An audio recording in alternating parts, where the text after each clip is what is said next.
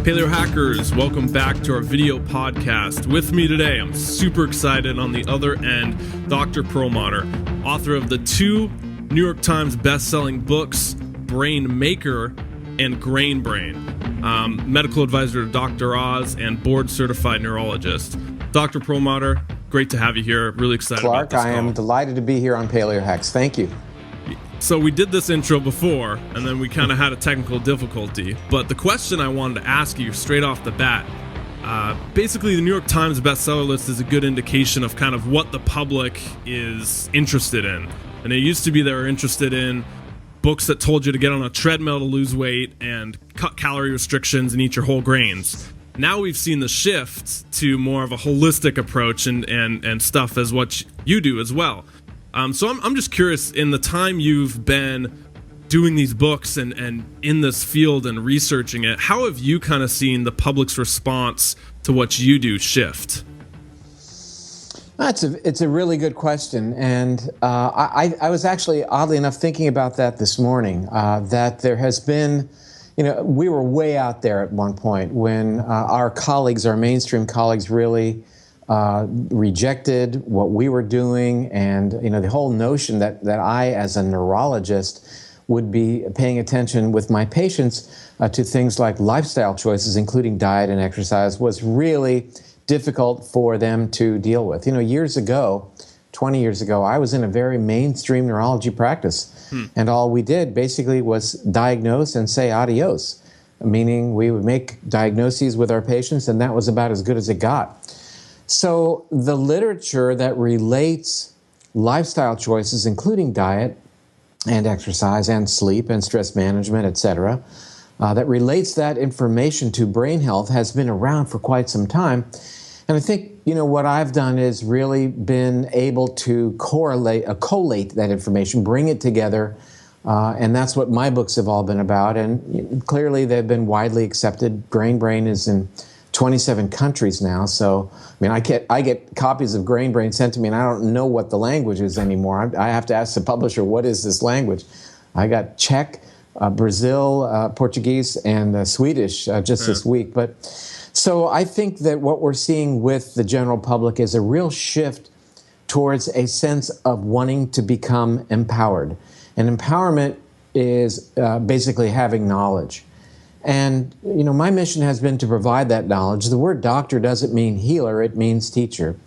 And to be sure, the knowledge that I purvey in the form of books and podcasts like we're doing, etc., is really based upon, at the end of the day, peer-reviewed science. So I do my best to make sure that my positions and statements are validated by what is appearing in our most well-respected literature. And, I think that what you're commenting on is this huge trend that we've seen gain so much traction away from the notion that fat is bad and we need to eat our lots of grains and carbohydrate-rich foods, to a notion that welcomes fat back to the table and reduces our consumption of carbohydrates. Sure. And, there have been plenty of people out there talking about this for quite some time, but just a couple of months ago, the United States Dietary Advisory Committee came out with a statement that was really quite compelling and very supportive of all of us, saying that, what's making people fall apart is really their consumption of carbs and sugar. It's not the fat that we eat. An incredible study was published last year in the journal Annals of Internal Medicine, and it was a meta-analysis that included more than 500,000 participants and demonstrated that there is no increased risk of heart disease in people consuming lots of the dreaded saturated fat that you'll get from eating eggs and using dairy products and using coconut oil and eating meat. So how incredible it is that we're finally able to embrace the notion that the way we've been eating for tens of thousands of years really has served us well. Allows you and me to have this conversation right now because we made it to this point. We have to look upon our food choices as representing more than just their nutritional content, their fat content, carbohydrates, protein, and the micronutrients of minerals and vitamins, etc., we have to look upon our food as representing information. And what I mean by that is there is this beautiful dance that happens between food as an environmental effect and our own DNA. The food that we eat changes the expression of our own DNA. That's called epigenetics. So every bit of food that you consume is really trying to cause your DNA to express itself to maintain health or not. And now it's very clear that the diet that the so-called experts have been recommending for the past few decades has been sending non-healthy signals to our DNA. And, that's been a real cornerstone of so many of our common Western diseases that are, really fixated on inflammation, where inflammation plays really a pivotal role. So, it's worked for a couple of million years. If it works, let's not try to fix it.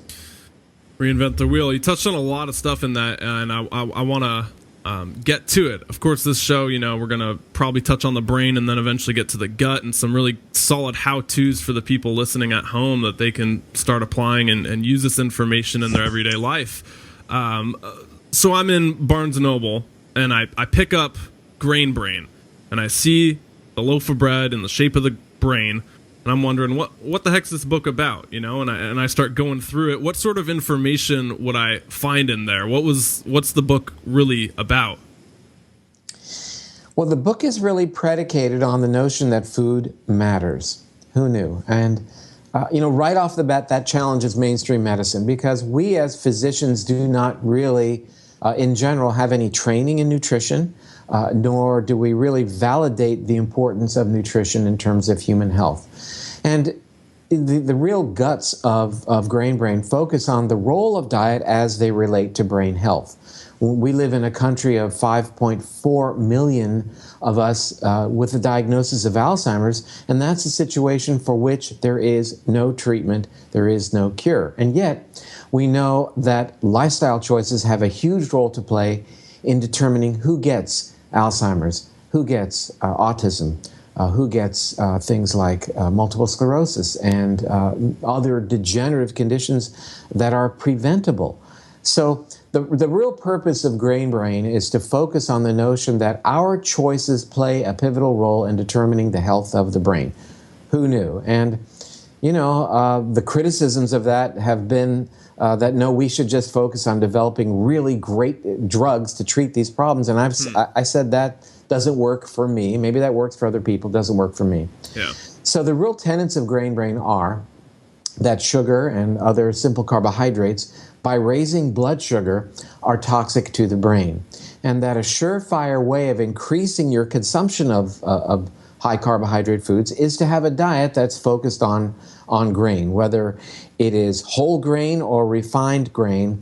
These are foods that raise blood sugar, and that's lethal for the brain. There's a direct correlation between even subtle elevations of blood sugar and risk for developing dementia. An interesting report was published in the prestigious New England Journal of Medicine in September of 2013 that took a group of several thousand individuals aged 65 or older and then determined over about 6.5 years who got dementia and who did not, based upon one single measurement. And that single measurement was, at the beginning of the study, they measured their blood sugar. And what they found was, even having a blood sugar with mild elevation of like 105, 110, well below the levels of diabetes, these individuals had a substantial risk for developing a disease for which there is no treatment, dementia. So that's the kind of science that Grain Brain is really built upon. We also explore how gluten leads to issues that increase inflammation and the pivotal role of inflammation in neurodegenerative conditions like Alzheimer's. And really went into a really great discussion based upon current peer-reviewed science about how that happens. And then Brainmaker comes along, and what Brainmaker focuses on is, again, extrapolating the notion that diet matters, but now looks at factors like inflammation and blood sugar and other issues related to the body's metabolism through the lens of the bacteria living within the gut, this microbiome, the 100 trillion organisms that live within us, because truly they are profound mediators of human health. And as we learned in Brainmaker, the diet suggested in the previous book, Grain Brain, is spot on in terms of being validated, being good for the gut, therefore good for the brain and good for the heart and good for the rest of the body. But beyond that, we really begin to understand the importance of foods that are fermented and rich in good bacteria, as well as foods that are rich in what is called prebiotic fiber, and that is fiber that will enhance the growth of these good bacteria. Recognizing from a paleo perspective that our hunter-gatherer forebears are estimated to have consumed around 135 grams per day of prebiotic fiber, whereas typically an American today will consume about 5 grams each day. So we need lots of prebiotic fiber, and my mission here is to get the word out that people need to amp up their consumption of prebiotic fiber-rich foods. Jicama, which is a Mexican yam, Jerusalem artichoke, asparagus, onions, leeks, garlic, and one of my favorites, dandelion greens. So these are foods that contain something called inulin that nurtures in the colon the fermentation process that these good, healthy, probiotic, life-sustaining bacteria can make happen for us, and therefore pave the way for better health for us and even better brain health.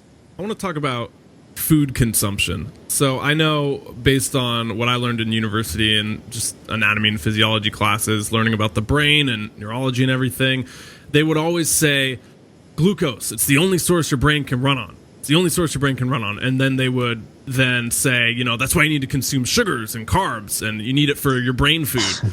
And now, the paleo community in this almost alternative holistic approach is saying fat, that's what your brain needs to run on. That's really what's healthy for your brain. So kind of what's going on there? Is that the same thing we were talking about earlier with kind of the old way versus the new way? And the brain clearly uses glucose, but certainly not exclusively.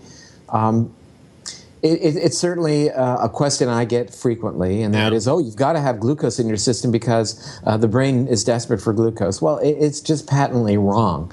It turns out that the brain is wonderfully functional on ketones, on breakdown products of fat.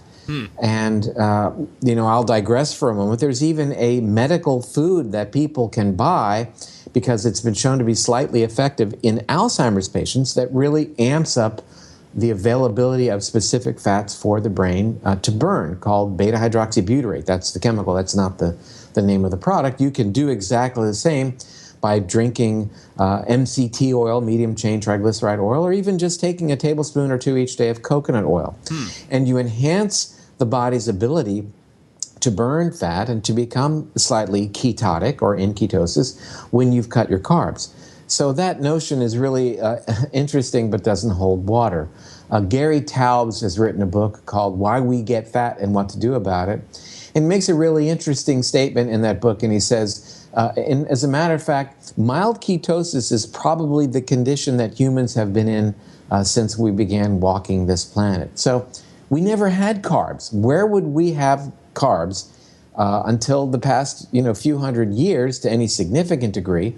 Wheat and agriculture began 9,000 to 10,000 years ago, which was basically just yesterday. And prior to that, we didn't have wheat fields and apple orchards, and we wouldn't stumble upon cartons of orange juice dangling from a tree. So basically, we had a very low carbohydrate, higher protein, and certainly a much higher fat diet. Fat is a terrific food when you're trying to survive because it has twice the calories per gram in comparison to a protein and carbohydrate. So fat turns out to be a super fuel for the brain. Dr. Mark Mattson, M-A-T-T-S-O-N, has done a lot of research in this area and has published them in journals dealing with aging and in the function of the brain, and has recognized that when the brain is burning fat as a fuel from a mildly ketotic state, that it is far more efficient in its metabolism, creates less damaging free radicals, and actually produces more energy molecules called ATP. So when you shift over from a diet that's based upon sugar and carbs and get the grains out of your diet and stop eating these carbs, your body's going to shift over to being able to burn ketones. So you go through, over a period of a couple of weeks, what's called keto adaptation. And once you do that, some really incredible things happen. You find that your energy actually improves, and you feel more alert, your brain functions better, and who knew? You could miss a meal or two and the world won't come to an end.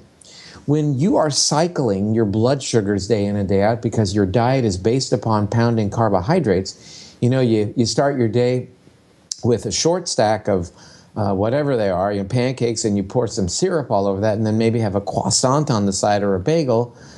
Wow, you're just exploding your body with blood sugar. And what will you drink? There's a drink that's become very popular, and I'll tell you about it. You're going to see it when people have breakfast with you. It's incredible because 12 ounces of this contain 9 teaspoons of sugar, and it's called orange juice.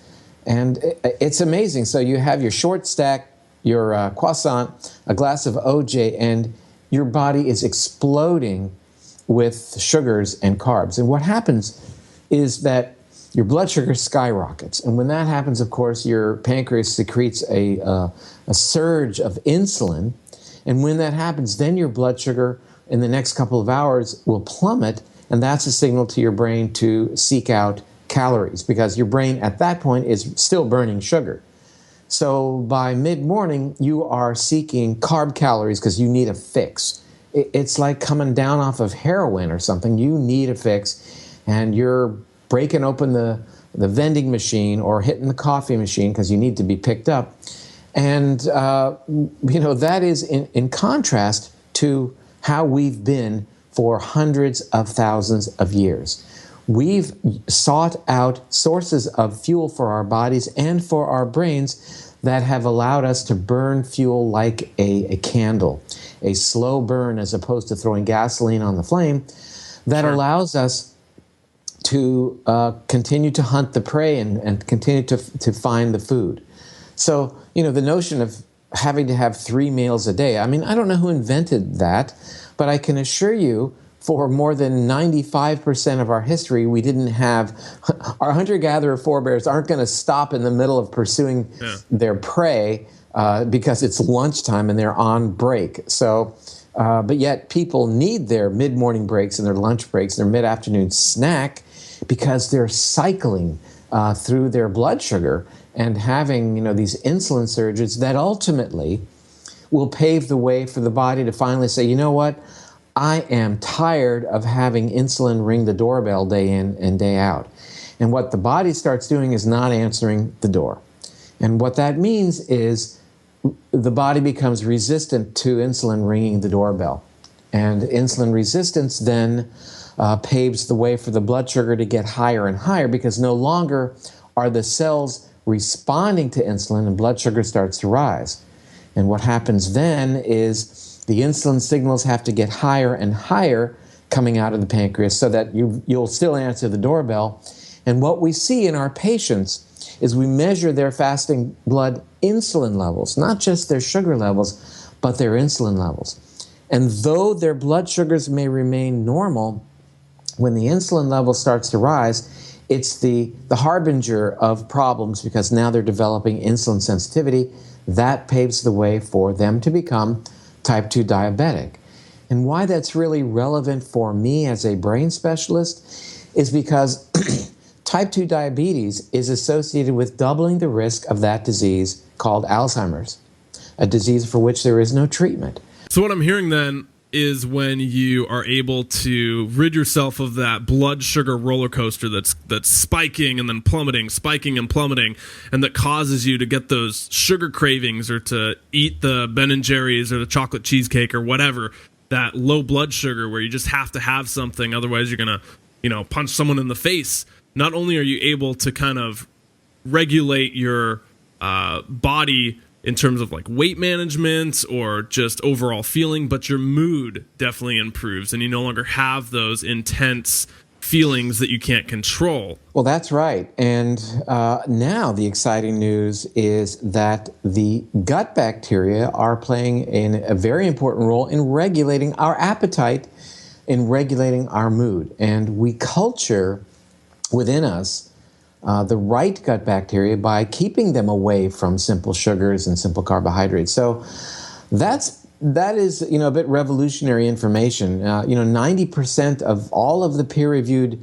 literature, published literature on the microbiome has only been published in the past 5 years. So this is really new and exciting information. We know that interventional trials, even giving certain organisms a form of Bifidobacteria longum, and a form of Lactobacillus helveticus in one trial, actually had some fairly profound effects on regulating mood, giving bacteria probiotics and changing a person's mood. So, we talk about this gut-brain connection, and it's not just for protecting the brain in terms of inflammation, but it also has to do with mood regulation, and even research now looking at major depressive disorder in relationship to leakiness of the gut. And in fact, in BrainMaker, I have a graph from one peer-reviewed study showing a dramatically higher level of a marker of a certain chemical called LPS. That's an indication of leakiness of the gut wall that correlates with major depression. Also correlates with Lou Gehrig's disease, Alzheimer's, and even autism. So, this gut-brain connection thing is really taking off, and it's very, very exciting because there's no question this is going to open the door for myself as a researcher and myself as a clinician for some really exciting new horizons. 90% in the last 5 years. That's fascinating. Yeah. So they're really taking on this and diving hard into the research. That's right. And, I truly believe that when you recognize that your gut bacteria outnumber your body cells by a factor of 10 to 1, and that 99% of Clark's DNA, 99% of the DNA in your body is bacterial, it's not the 23,000 that you got from mom and dad. It comes from the bacteria within you, and that you can threaten those gut bacteria and change the array and change the diversity of the bacteria living within you by making the wrong food choices. By taking antibiotics, by drinking water that is chlorinated, by eating foods that have been contaminated with Roundup or glyphosate because they are genetically modified. There are a lot of factors that go into how food affects the microbiome and the downstream effects of those changes.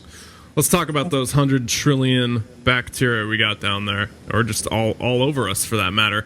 How does it get messed up? Are we just born messed up and we got to fix it? Because I'd assume we were born pretty good and then things get a little... That's a very good question. And we are not all born okay and then it gets messed up. About a third of American children go through a specific process where they are born without a microbiome. Think about that. And the process is called cesarean section. So that we obtain our original priming microbial baptism when we pass through the birth canal. The vaginal birth canal is loaded with healthy, good bacteria that then inoculates the newborn with a starter kit of bacteria that allow that child's immune system to develop in a very balanced way, allow that newborn to break down mother's milk and extract nutrients, etc. When a child is born by cesarean section, he or she is deprived of that really important inoculation, and it is now thought that this is the reason that being born by C-section is associated with an increased risk, a twofold increased risk of autism, a threefold increased risk of ADHD, a significant increased risk of type 1 diabetes, celiac disease, food allergy, and even becoming obese as an adult. 50% increased risk for becoming obese and as an adult just because of cesarean section. Wow. Now, are those on the rise too? Are they something that's more popular?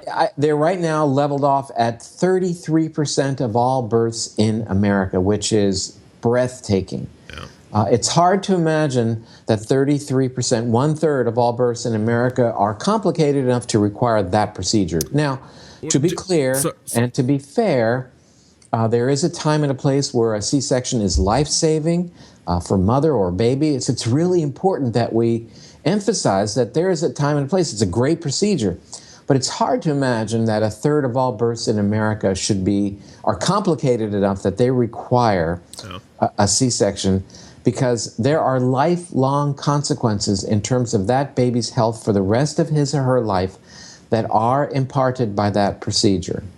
So is it that it's just exposed to bacteria for that short period of time, or is it that it's a very concentrated amount coming out of the vaginal birth canal that it can only get exposed to during that one time? Or well, you have to understand that this event of creating a new living organism is very, very complex. And there are factors from conception onward that are all refined and have evolved or have been created, however you want to look at it, to create a being that will have its best chance of survival.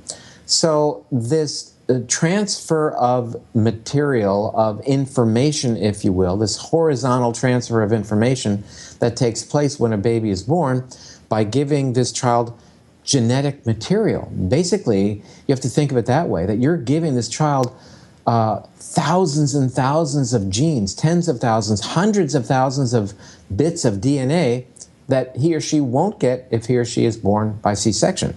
So again, as I mentioned earlier, 99% of the DNA in our body is bacterial. So this is a huge lateral transfer, horizontal transfer of information that is designed or has evolved, however you want to look at it, to ensure the best chance of survival for that organism. And this is a process, this transfer of information at the moment of birth, that is seen in all mammals, every animal that passes through the birth canal. It's seen in birds, it's seen in fish, it's seen in insects, it's seen in clams, oysters, and even sponges. So we're talking about millions and millions of years that this process of using bacteria to transfer information, that is the most up-to-date signaling system, giving that newborn up-to-date information as to what environment to expect. Let me explain that for just a moment. Because the bacteria living within mother's birth canal change. They change based upon her food availability, the season of the year that that baby is born in, and all kinds of other environmental issues that shape that gut bacteria so that the final marching orders that mother is able to impart on her baby are given at that moment, just before or at the moment of birth. So we're just beginning to understand that we have a vertical transmission of genetic material down from mother and father, 23,000 genes, and we have this horizontal transfer of genetic information in the form of bacteria that happens through this mechanism of passing through the birth canal and gaining those bacteria to your microbiome, where they serve as virtually a cloud, like the cloud for your internet, your digital information that child will refer to for information for the rest of his or her life. That's a pretty compelling thought, isn't it? That's big. So, my question would be then, for those 33% that are born through a cesarean section, is there anything they can do to acquire that gut microbiome? I mean, if this is really linked to all those things we were talking about, or whether it's obesity, ADHD, or any sort of autoimmune disease, is there any way we can get? It's an excellent question. Yeah. Because again, C-sections are mandatory in some cases. Right. So in those cases, whatever that small percentage is, what are you going to do? And one researcher at NYU, and I actually talk about it in Brainmaker, has described a technique where a 4x4 sponge, a medical sponge, sterile sponge, is placed in the birth canal prior to the C-section. And before mother goes into the operating room and gets a major league blast of intravenous antibiotics, that sponge is removed and put in a moist, warm environment. When the baby's born, then that baby's face, mouth, nose, etc. are inoculated with this bacteria that were in the birth canal. How much that's been studied is actually minimal, but I think it's a great start. But I do believe that there will be a commercial product available in several years, that is designed to give those kids back some semblance of good gut bacteria. So what can we do even as adults now? I know that a lot of people's gut biomes get totally trashed by either the foods they eat or the environment they're in, or antibiotics they're taking, or the chlorinated water you were talking about. What do we do? Where do we go from here? Excellent question. And first, we talk about prevention. So let's talk about what we can do to keep that from happening in the first place. And obviously, diet is very important. Restricting C-section is very important. I'd say that aside from diet, the biggest event that challenges your microbiome or anyone's microbiome is exposure to antibiotics. And the antibiotics today are very, very powerful. They are broad spectrum, meaning, sure, they may take care of the bug that you're taking them to treat, but they're also going to wipe out a lot of the good guys. And unfortunately, literature is now coming up indicating that the changes in the microbiome that happen in consequence to exposure to antibiotics are permanent. So that's an interesting thing to conceptualize when you recognize that 4 out of 5 Americans takes an antibiotic every year. And you may say, well, you know what? I am super careful. I've never had an antibiotic, or I certainly haven't had any during my adult years. But the point I would make is that 75% of the antibiotics used in America today go into our cattle and poultry and livestock, eggs that we then eat. So we're not off the hook. So those are big issues. And we know that Roundup, or the active ingredient, which is called glyphosate, of which there is residues on so many foods that are genetically modified these days, also has an effect upon changing our microbiome.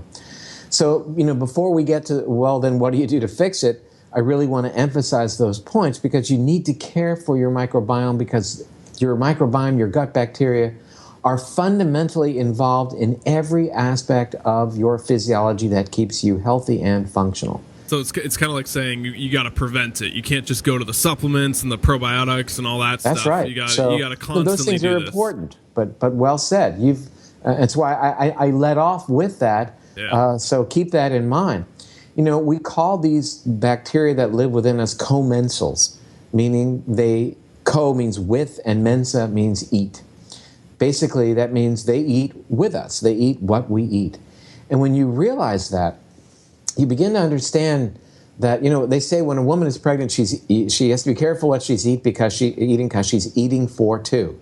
And I would say to all of your podcast viewers, each of us is eating for 100 trillion, meaning that every morsel of food that you consume moving forward after this podcast, you have to think about not just in terms of its fat, protein, carbohydrate, and micronutrient content for yourself in building a strong and healthy body, but what is that going to do? What are these food choices going to do for your microbiome? And that gets into answering your question about what should we do. And again, I think that recognizing that simple carbohydrates and sugars desperately threaten the microbiome, that modified fats are not good for the microbiome, and that what you've got to be eating to nurture your microbiome are indeed lots and lots of prebiotic fiber, foods that are rich in inulin. Go to the health food store and buy a product that contains prebiotic fiber, whether inulin or resistant starch from potatoes, or acacia gum, all excellent sources of prebiotic fiber. I think there are some very good, high-quality probiotics that are available in the health food store. You should consider those. And again, fermented foods are going to give you good levels of good, healthy lactobacilli, bifidobacteria.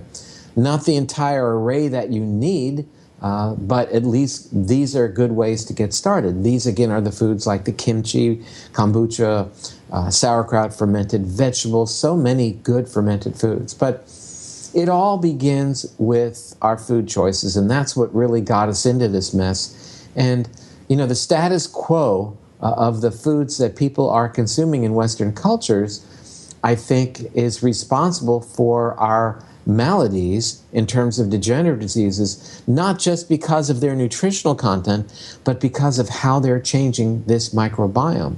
The microbiome being fundamentally important in determining the level of inflammation in your body.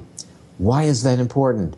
It's important because inflammation is the key player in such things as cancer, diabetes, Parkinson's, multiple sclerosis, Alzheimer's disease, any number of neurodegenerative conditions, rheumatoid arthritis, lupus. All of these conditions are focused on inflammation, and several of the ones I mentioned are actually autoimmune conditions, which we now realize may have a huge causality in terms of changes in the gut bacteria. We're coming up on our call time. It's flying by, but I'm just curious, while I have you here, we've talked about You've only given me 3 questions so far. I mean, we could talk about the stuff. It's the whole body. We could talk for hours and hours.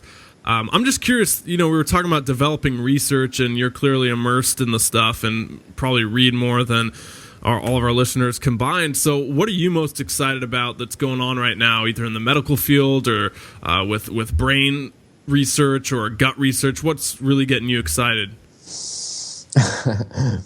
I gave a lecture yesterday to well over 1,000 people, and one of the studies I presented was a review of how we're able to determine the microbiome of our ancestors. We have technology now that allows us, through the evaluation of fossilized fecal material, to determine what was the microbiome of people living as far back as 8,000 years before the present.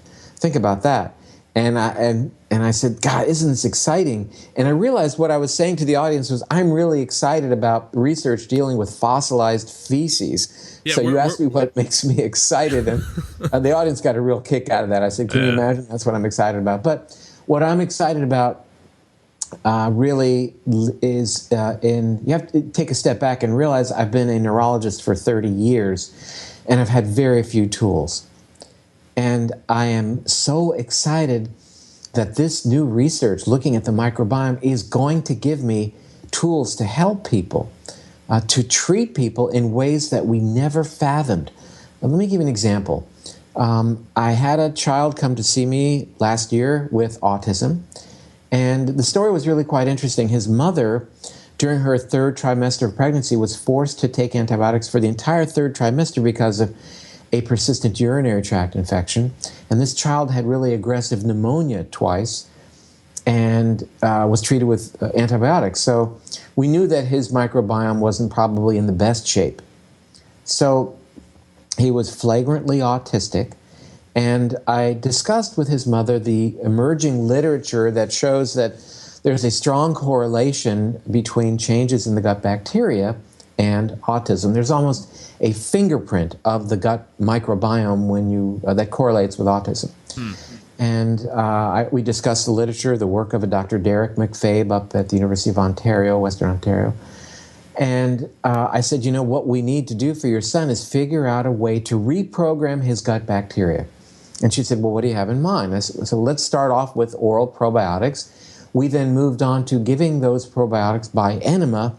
And then I had a discussion with her about a technique called fecal microbial transplant.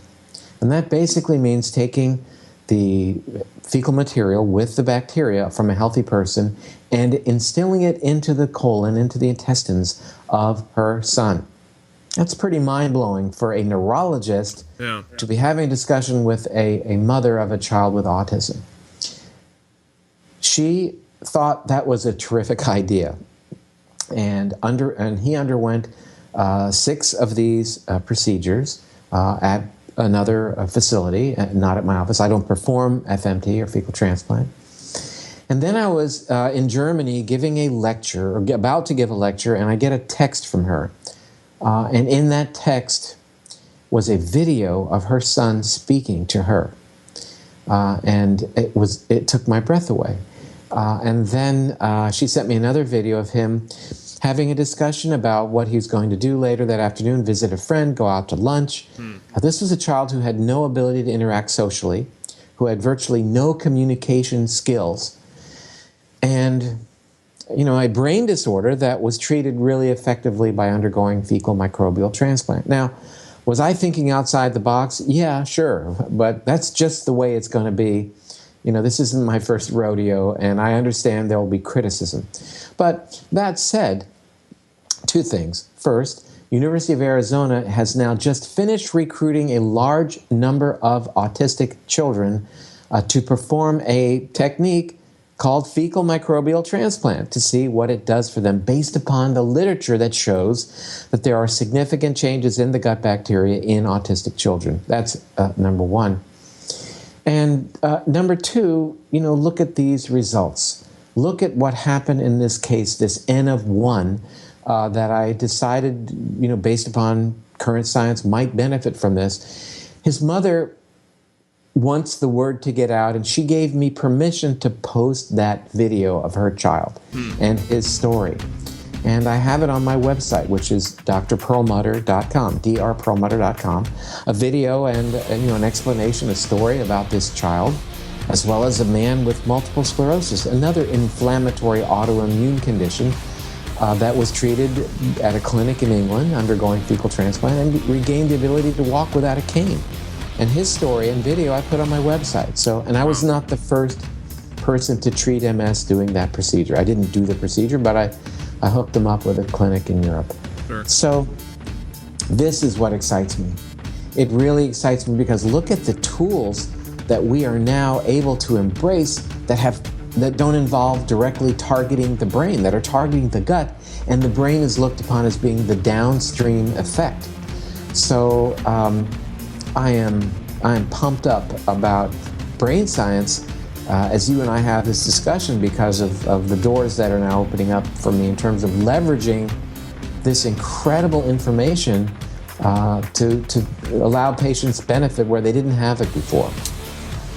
Beauties of modern medicine developing every day. It's phenomenal to hear those stories. And Dr. Perlmutter, thanks for coming on the show. Grain Brain, and of course, the latest book. They're all in Barnes & Nobles and Amazon, correct?